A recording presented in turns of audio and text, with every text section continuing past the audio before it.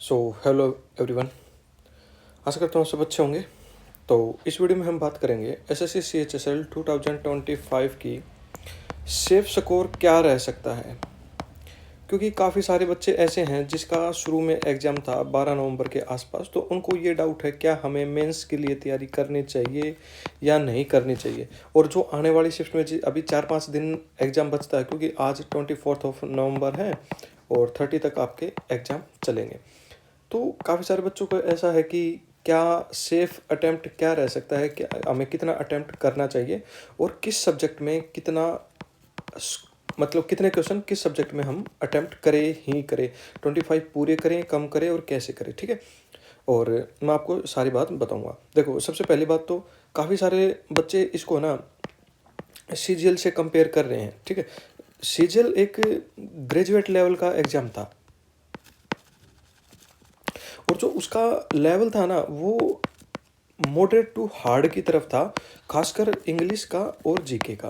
इन दो सब्जेक्ट का तो लेवल अच्छा था। ठीक है, तो और जो ये है सीएचएसएल है, ये +2 लेवल का एग्ज़ाम है।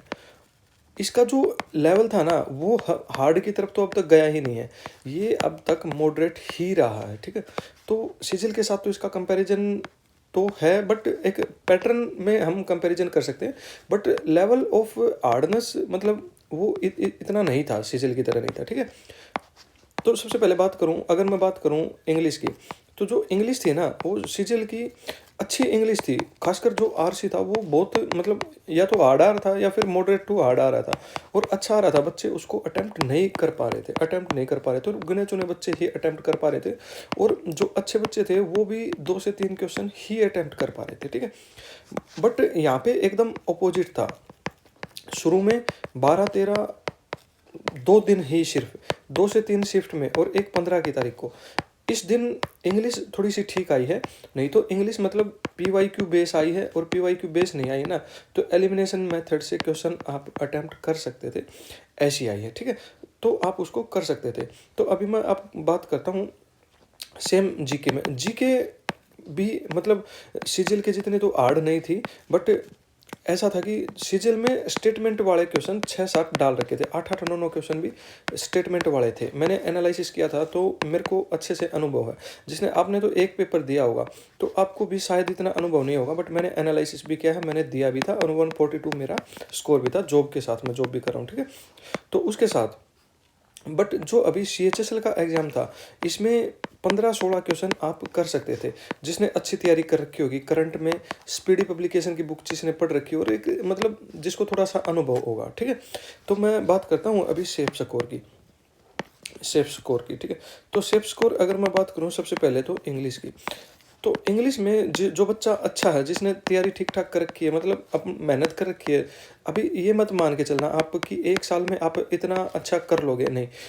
काफ़ी सारे बच्चों के आप इंटरव्यू भी देखते होगे कि मैंने तो 1 साल में तैयारी कर दी, मैंने टॉप कर दिया। नहीं, ऐसा नहीं होता। वो 1 साल, वो 30 साल की उम्र में उसने सिलेक्शन लिया, तो 1 साल कैसे हुआ फिर। ठीक है, तो वो 1 साल की मेहनत नहीं होती, वो पीछे 6-6 7-7 साल की मेहनत होती है। ठीक है, तो इंग्लिश में आप 21-22 अगर आप अटेम्प्ट कर रहे हो तो आपकी तैयारी अच्छी है। ठीक है, 21-22 तो आपके अटेम्प्ट होने ही चाहिए। ठीक है, और मैं एक्यूरेसी की बात लास्ट में बताऊंगा आपको, क्या आपकी एक्यूरेसी रहनी चाहिए, कि मतलब पूरे के पूरे तो सही नहीं हो सकते, ऑब्वियस सी बात है।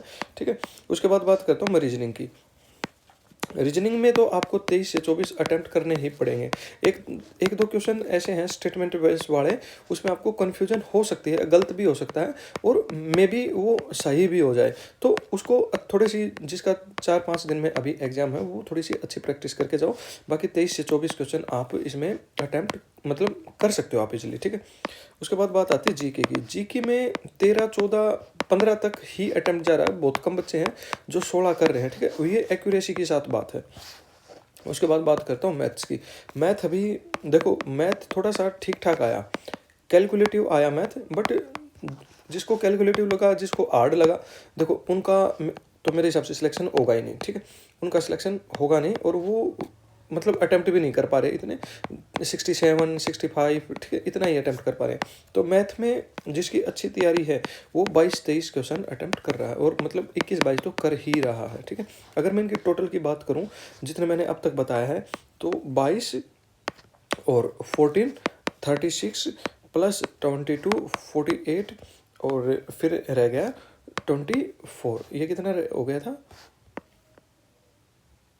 ये 36 प्लस 22 ये हो गया था 58, प्लस 23 की मैं अगर बात करूँगा 7 81। तो कहने का मतलब ये है, अगर 81 82 अगर आपने अटेम्प्ट कर रहे हो और इसमें अगर 5-6 क्वेश्चन गलत भी होंगे तो आपका 150 145 स्कोर आपका हो जाएगा। तो कहने का मतलब ये है कि आपके सेफ अटेम्प्ट इतने तो होने ही चाहिए कि 81 82 83 तक तो होने ही चाहिए, क्योंकि 5-6 क्वेश्चन तो आपके मतलब गलत हो ही जाते हैं आते आते भी, सिली मिस्टेक्स के कारण, सिली मिस्टेक के कारण आपके 5-6 क्वेश्चन तो गलत हो ही जाएंगे। इसके बाद अगर आपको सब नेगेटिव मार्क्स हटाकर भी अगर आपके फिर आपके बन जाएंगे लगभग 150 प्लस 145 प्लस, और अगर आप 145 प्लस स्कोर कर लेते हो ना, तो आप ये मान के चलो आप मेंस में बैठोगे ही बैठोगे, क्योंकि 145 से प्लस कट ऑफ बहुत कम जाती है। कोई भी एग्जाम हो, चाहे सीजीएल की अभी 153 गई थी, 146 ओबीसी थी, ठीक है, और ये तो नॉर्मलाइजेशन के बाद की बात है, ठीक है, और ये 145 में रा स्कोर की बात कर रहा हूँ, ठीक है। तो अगर आप इतने अटेम्प्ट कर रहे हो और आपको एक्यूरेसी लगता है कि आपके 5-6 क्वेश्चन ही गलत होंगे, तो आप अपने मेंस की तैयारी शुरू कर दो, ठीक है। जहाँ से भी आपका मन हो उससे आप बैच लो, जिस भी टीचर के साथ आपकी वाइब मैच होती है, जिससे पढ़ना आपको अच्छा लगता है, ठीक है, टोन मैच होती है, उस टीचर से आप पढ़ाई करो और मेंस के लिए आप प्रिपेयर करना शुरू कर दो, ठीक है। तो ये कट ऑफ के ऊपर जब आंसर की आ जाएगी उसके बाद ही हम अच्छा बता सकते हैं। अभी के लिए सिर्फ सेफ स्कोर, ठीक है, ये मैंने बताया है एक अटेम्प्ट के बेस पे, बाकी तो अभी आंसर की आएगी उसके बाद ही हम अच्छे से बता पाएंगे कि कट ऑफ क्या रह सकती है, क्योंकि काफ़ी सारे बच्चों के मेरे पास कमेंट आ रहे थे, इसलिए मैंने ये वीडियो बनाई, ठीक है। बाकी एनालिसिस अभी चल ही रहा है, टेलीग्राम चैनल आप ज्वाइन कर लो और चैनल को सब्सक्राइब भी कर लेना, ठीक है। जय हिंद, टेक केयर। टेलीग्राम चैनल पे ज्वाइन कर लेना, मैं डिस्क्रिप्शन में उसका लिंक डाल दूँगा।